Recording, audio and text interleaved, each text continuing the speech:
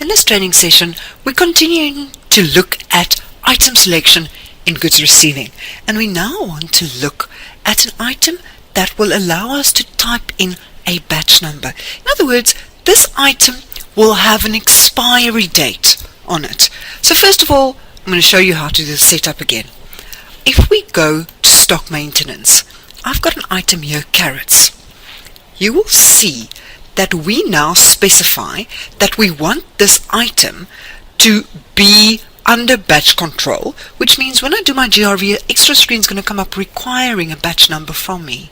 And then we also need to specify the lifetime in days. Okay, you will also see that you will now have a batch button here under data's maintenance, which will show you all the batches that you've already created. Now we have got nothing here because we actually have not GRV'd our item yet.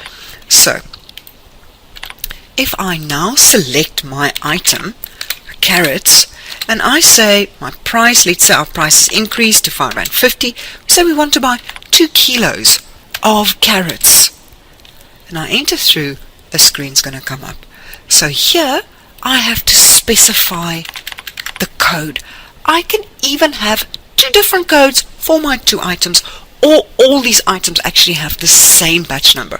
I'll show you. If I say this is for 1 item and I add, it will give me the opportunity to type in another item for, okay, so now I actually have 2 batches, and then I can accept it.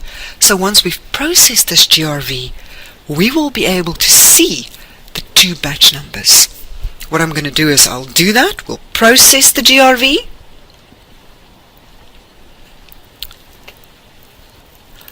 And I'll close my preview. I'll just take you to stock maintenance, and we click on batch. And there you can see you've got your 2 batch items. If you sell this, same thing, the screen will come up saying which batch items or which batch is this item that you're selling in part of.